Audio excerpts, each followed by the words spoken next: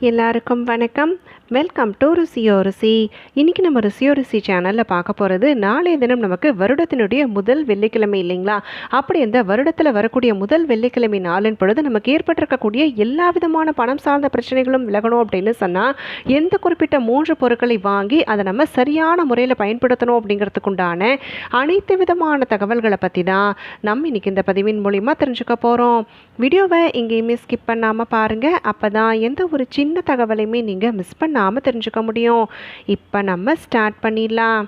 பொதுவாக ஒவ்வொரு வெள்ளிக்கிழமை நாள் அப்படின்னு சொல்லி எடுத்துக்கிட்டாலே அது மங்களங்கள் அனைத்துமே நிறையக்கூடிய ஒரு பொன்னான நாள் அப்படின்னே சொல்லலாம். அப்படி அந்த மங்களங்கள் அனைத்துமே நம்ம வீடுகளில் நிறையணும் அப்படின்னு சொன்னாக்கா, ஒரு சில குறிப்பிட்ட பொருட்கள் அனைத்தையுமே வாங்கி அதை நம்ம சரியான முறையில் பயன்படுத்துவது அப்படிங்கிறத செய்யணும். அப்படி நமக்கு வருடத்தில் வரக்கூடிய இந்த முதல் வாய்ப்பை நம்ம சரியாக பயன்படுத்தி தொடங்கி வச்சுட்டோம் அப்படின்னு சொன்னாலே வருடம் முழுவதுமே நமக்கு நல்ல ஒரு செல்வ செழிப்பானது கூடிக்கொண்டே இருக்கும். அப்படி இந்த விதத்தில் நம்ம வாங்க வேண்டிய மங்கள பொருட்கள் என்ன அப்படின்னு சொல்லி பார்த்தா, முதல் முக்கியமான பொருள் கல்லுப்பு. மகாலட்சுமி தாயாருடைய அம்சம் நிறைந்த கல்லுப்பை ஒவ்வொரு வெள்ளிக்கிழமை நாட்களையும் வாங்குவது சிறப்பாக இருந்தாலுமே, இந்த வருடத்தில் வரக்கூடிய முதல் வெள்ளிக்கிழமை நாளின் பொழுது வாங்கிட்டு அதை நம்ம வீட்டு பூஜை அறையிலையும் சமையல் அறையிலையும் வைக்கும் பொழுது கட்டாயமாக நம்மளை சூழ்ந்திருக்கக்கூடிய எல்லா விதமான கஷ்டங்களும் விலகும் அப்படின்னு சொல்லி நம்பப்படுது. எந்த நேரத்தில் வாங்கணும் அப்படின்னு கேட்டிங்கன்னா, சுக்கிரஹோரை நேரம் பார்த்து வாங்குவது அப்படிங்கிறத செய்துக்கலாம். காலையில் 6 to 7, மதியம் 1 to 2, இரவு 8 to 9 அப்படிங்கிற இந்த 3 சுக்கிரஹோரை நேரத்தில் நீங்கள் காலை மற்றும் மதியம் வரக்கூடிய நேரத்தில் கல்லுப்பு வாங்குவது அப்படிங்கிறத செய்துக்கலாம். வாங்கக்கூடிய கல்லுப்பை நீங்கள் பூஜை அறையில் வைப்பதோடு சேர்த்து ஒரு சில குறிப்பிட்ட பொருட்களுடைய சேர்க்கையை கொண்டு வருவது அப்படிங்கிறது நமக்கு மகத்தான பலன்களை பெற்றுத்தரும். அது என்ன அப்படிங்கிறத நான் பின்னாடி பதிவில் சொல்கிறேன். அடுத்ததாக இரண்டாவது முக்கியமான பொருள், பரந்தாமனுடைய அருளை பரிபூர்ணமாக பெறக்கூடிய உன்னதமான மாதங்களில் ஒன்றாக சொல்லப்படக்கூடிய மார்கழி மாதம் இல்லைங்களா? இப்படி இந்த மார்கழி மாதத்தில் வரக்கூடிய இந்த வருடம் முதல் வெள்ளிக்கிழமை நாளின் பொழுது பரந்தாமனுக்கே உகந்த ஒன்று அப்படின்னு சொல்லப்படக்கூடிய பச்சை கற்பூரம் கண்டிப்பாக வாங்குவது அப்படிங்கிறத செய்துக்கோங்க. வாங்குறதோடு மட்டும் இல்லாமல் அந்த பச்சை கற்பூரத்தை 5 முக்கியமான இடங்களில் வைப்பது அப்படிங்கிறத செய்யணும். பச்சை கற்பூரம் வாங்குறதுக்கு எந்த ஒரு குறித்த நேரமும் கிடையாதுங்க. நீங்கள் சுக்கிரஹோரை நேரத்தில் வாங்குறதுனால வாங்கிக்கலாம். இல்லைனாக்கா நீங்கள் சாதாரணமாக ராகு காலம், யமகண்டம் இதெல்லாம் இல்லாத மாதிரி பார்த்து நீங்கள் வாங்கிக் கொள்வது அப்படிங்கிறத செய்துக்கலாம். பச்சை கற்பூரத்தை வாங்கிட்டு எந்த 5 இடங்களில் வைக்கணும் அப்படின்னு சொல்லி கேட்டிங்கன்னா, முதல் முக்கியமான இடம் நம்ம வீட்டு பூஜை அறையில் சில்லறை நாணயங்கள் வைத்திருக்கக்கூடிய கிண்ணத்தில் ஒரு துண்டு பச்சை கற்பூரம் வைப்பது அப்படிங்கிறத செய்துக்கோங்க. நல்ல பெரிய பெரிய துண்டுகளாக பார்த்து வைப்பது அப்படிங்கிறத கண்டிப்பாக செய்துக்கணும். அடுத்தது இரண்டாவது முக்கியமான இடம் எது அப்படின்னு சொல்லி பார்த்தா, நம்ம வீட்டு வரவேற்பறையில் உருளி வைக்கக்கூடிய வழக்கம் இருக்கும் இல்லைங்களா? அப்படி அந்த உருளி நீரில் ஒரு துண்டு பச்சை கற்பூரத்தை நுணுக்கி சேர்ப்பது அப்படிங்கிறத செய்துக்கோங்க. வெள்ளிக்கிழமை நாள் அப்படின்னு சொல்லி எடுத்துக்கிட்டாலே உருளியை அழகாக அலங்கரித்து வீட்டு வரவேற்பறையில் வைப்பது அப்படிங்கிறது நிறைய பேருடைய வழக்கமாக இருக்கும் இல்லைங்களா? அப்படி அந்த வழக்கத்தின் பொழுது நீங்கள் கட்டாயமாக வெட்டி வேர் சேர்ப்பது அப்படிங்கிறதையும் செய்யணும். இது கூடவே ஒரு துண்டு பச்சை கற்பூரத்தை சேர்ப்பது அப்படிங்கிறத செய்துக்கோங்க. இது இரண்டாவது இடம்.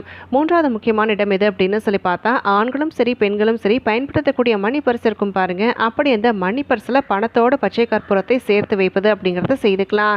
சில்லறை நாணயங்கள் வைப்பதற்காக தனியாக ஒரு சின்ன இடம் இருக்கும் பார்த்தீங்களா? அப்படி அந்த சில்லறை நாணயங்கள் இருக்கக்கூடிய இடத்துல பச்சை கற்பூரத்தை வைத்தாலே போதும். கண்டிப்பாக அதனால் நமக்கு பணம் வீடுகளில் சேர்ந்து கொண்டே இருக்கும். வீண் விரை செலவுகள் அடிக்கடி ஏன் ஏற்படுது அப்படின்னு சொல்லி யோசிக்கக்கூடியவங்களுக்கு இந்த ஒரு பரிகாரம் நிச்சயமான பலன்களை பெற்றுத்தரும். அடுத்ததாக நான்காவது முக்கியமான இடம் எது அப்படின்னு சொல்லி பார்த்தா, வீட்டினுடைய பணப்பெட்டி.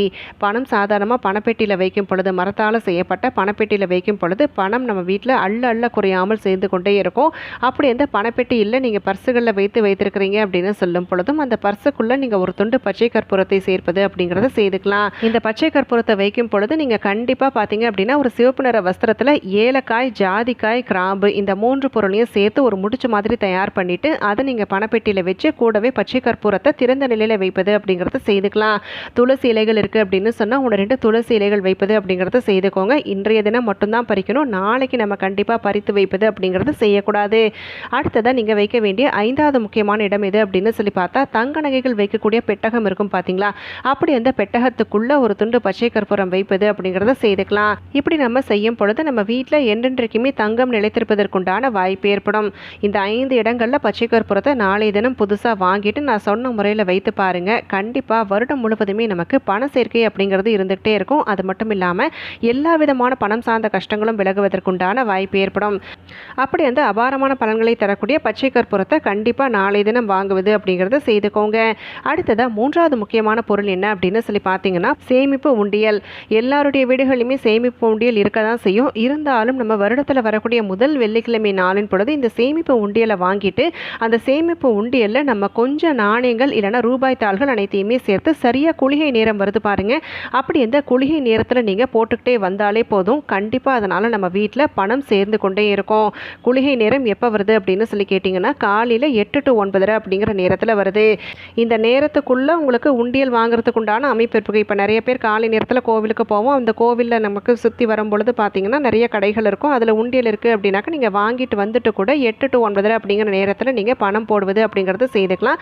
ஒரு சிலருக்கு இந்த நேரத்தில் சரி வரலை, எங்களால் அந்த நேரத்துக்குள்ளே உண்டியல் வாங்க முடியல அப்படின்னு சொல்லும் பொழுது அதற்குண்டான தொகை, அந்த உண்டியலில் போடலாங்கிறதுக்குண்டான தொகையை மட்டும் தனியாக எடுத்து நீங்கள் பூஜை அறையில் கூட வச்சுருங்க. வச்சுட்டு உண்டியலை அன்றைய நாளுக்குள்ளே நீங்கள் வாங்கிட்டு, ராகு கால நேரம் யமகண்டம் இல்லாத மாதிரி பார்த்து நீங்கள் வாங்கிட்டு, அதுக்கப்புறமா நம்ம குளிகை நேரத்தில் எடுத்து வச்சு அந்த காசு இருக்குது பார்த்தீங்களா, அதை நீங்கள் உண்டியலில் சேர்ப்பது அப்படிங்கிறத செய்துக்கலாம். அதுலேயும் நம்ம நாளை தினம் செய்யும் பொழுது அந்த வருடத்தினுடைய முதல் வெள்ளிக்கிழமை நாள் தொடங்கிட்டு ஒவ்வொரு நாளுமே வரக்கூடிய குளிகை நேரத்தில் நம்ம கொஞ்சம் கொஞ்சமாக நாணயங்கள், ரொம்ப பெருசாக இல்லைன்னா கூட ஒரு 10 ரூபா 20 ரூபா அப்படின்னு சொல்லி கொஞ்சம் கொஞ்சமாக நம்ம பணம் சேர்த்துக்கிட்டே வரும் பொழுது அந்த பணம் சேர்க்கணுங்கிற ஆசையானது மேலோங்கும். அது மட்டும் இல்லாமல் அந்த நேரத்தில் நம்ம பணம் சேர்க்கக்கூடிய காரணத்தால் என்றென்றைக்குமே பெருகுவதற்குண்டான வாய்ப்பு ஏற்படும். அதுலேயும் நமக்கு நாளைய தினம் பார்த்தீங்க அப்படின்னு சொன்னால் இரவு சுவாதி நட்சத்திரம் வருது. சுவாதி நட்சத்திரத்தினுடைய அதிபதி அப்படின்னு சொல்லி பார்க்கும் பொழுது லட்சுமி நரசிம்மர் கடன் அனைத்துமே தீர்ப்பதற்குண்டான அருளை வழங்கக்கூடியவர். அதனால் நாளைய தினம் நீங்கள் வாங்கக்கூடிய மங்கள பொருட்களின் பலனாக கட்டாயமாக நமக்கு ஏற்பட்டிருக்கக்கூடிய கடன் சார்ந்த பிரச்சனைகளும் தீரும். அது மட்டும் இல்லாமல் பண சேர்க்கை அப்படிங்கிறது தொடர்ந்து ஏற்பட்டு கொண்டே இருக்கும். இப்படி நம்ம வாங்கக்கூடிய மங்கள பொருட்களை எப்படி பயன்படுத்தணுங்கிறத தெரிஞ்சுக்கிட்டீங்க இல்லைங்களா? இப்போ நான் முதல்ல சொன்ன மாதிரி கல்லுப்போட எந்த சில பொருட்கள் அனைத்தையுமே சேர்த்து நம்ம வீட்டு பூஜை அறையில் வைக்கணுங்கிறதையும் பார்த்துப்போம். சாதாரணமாக நம்ம கல்லுப்பை வாங்கும் பொழுது என்ன செய்வோம் அப்படின்னு பார்த்தீங்கன்னா, வீட்டு சமையல் அறையில் உப்பு ஜாடியில் நிறைப்பது அப்படிங்கிறத செய்வோம். இதை தாண்டி மாலை நேரத்தில் கல்லுப்பு தீபம் ஏற்றுவது அப்படிங்கிறத செய்வோம். இது கூடவே நீங்கள் காலை நேரத்தில், அதாவது சுக்கிரஹோரை நேரம் பார்த்து வாங்குறீங்க இல்லைங்களா, வாங்கிட்டு வந்த கையோட அந்த சுக்கிரஹோரை நேரம் முடிவதற்குள்ளாகவே ஒரு கிண்ணத்தில், கண்ணாடி கிண்ணத்தில் கல்லுப்பை நிறச்சிட்டு அதுக்கு மேலே 1 ரூபாய் நாணயத்தையும் நீங்கள் வாங்கக்கூடிய ஒரு துண்டு பச்சை கற்பூரத்தையும் சேர்த்து வைப்பது அப்படிங்கிறத செய்துக்கோங்க. இது கூட கொஞ்சம் மஞ்சள் கிழங்கு இருக்குது அப்படின்னு சொன்னால் 1 மஞ்சள் கிழங்கு வச்சுக்கலாம். அப்படி இல்லைன்னா மஞ்சள் பொடி மற்றும் குங்குமம் சேர்த்து வைப்பது அப்படிங்கிறத செய்துக்கோங்க. இப்படி இந்த அற்புதமான தொடக்கத்தை வருடத்தினுடைய முதல் வெள்ளிக்கிழமை நாளின் பொழுது நம்ம செய்கிறோம் அப்படின்னாலே கண்டிப்பாக அதனால் நமக்கு தன சேர்க்கையானது ஏற்பட்டு கொண்டே இருக்கும். நம்ம வைத்து வணங்கக்கூடிய கல்லுப்பை என்ன செய்யலாம் அப்படின்னு கேட்டிங்கன்னா, அந்த 1 ரூபாய் நாணயம் மற்றும் பச்சை கற்பூரத்தையும் மஞ்சள் கிழங்கையும் எடுத்துருங்க. அந்த மஞ்சள் கிழங்கை நீங்கள் வீட்டில் அன்னபூர்ணி தாயாருடைய விக்கிரகம் வைத்திருக்கிறீங்க அப்படின்னு சொன்னால் அதில் நீங்கள் போட்டு நிரப்பிருக்கக்கூடிய பச்சரிசியோடு மஞ்சள் கிழங்கு வைப்பது அப்படிங்கிறத செய்துக்கலாம். 1 ரூபாய் நாணயம் மற்றும் பச்சை கற்பூரத்தை வீட்டோட பணப்பெட்டியில் வைப்பது அப்படிங்கிறத செய்திருங்க. கல்லுப்பை என்ன செய்யலாம் அப்படின்னு கேட்டிங்கன்னா, அதை நம்ம வீட்டு சமையல் அறையில் கல்லுப்பு ஜாடியில் நிறைத்து அதை நம்ம தினசரி பயன்படுத்தி கொள்வது அப்படிங்கிறத செய்துக்கலாம். உப்பு தீபத்துக்காக ஏற்றக்கூடிய கல்லுப்பை கண்டிப்பாக மறுநாள் நீரில் கரைப்பது அப்படிங்கிறத செய்யணும். ஆனால் தனியாக இந்த கண்ணாடி கிண்ணத்தில் வைத்து வணங்கக்கூடிய கல்லுப்பை நம்ம பயன்படுத்தி கொள்வது அப்படிங்கிறத செய்துக்கலாம். இப்போ நம்ம இந்த பதிவின் மூலமா அற்புதமான இந்த வருடத்தினுடைய முதல் வெள்ளிக்கிழமை நாளின் பொழுது எந்த மாதிரியான மங்கள பொருட்கள் அனைத்தையுமே வாங்கி நம்ம சரியான முறையில் பயன்படுத்தக்கூடிய பட்சத்தில் அனைத்து விதமான பணம் சார்ந்த கஷ்டங்களும் விலகும் அப்படிங்கிறதுக்கு உண்டான எல்லா விதமான தகவல்களையுமே தெரிஞ்சுக்கிட்டோம். இப்படி இந்த பதிவில் சொன்ன விஷயங்கள் அனைத்தையுமே முறையாக கடைபிடித்து அனைத்து விதமான நற்பலன்களையும் பெற்று நல்ல ஒரு சிறப்பான சந்தோஷமான செல்வவளமான வாழ்க்கையை வாழணும் அப்படின்னு சொல்லி நானும் உங்களுக்காக மனதார வேண்டிக்கிறேன். மறுபடியும் நாளைக்கு ஒரு அட்டகாசமான பதிவோடு உங்களை நான் சந்திக்கிறேன். நன்றி, வணக்கம்.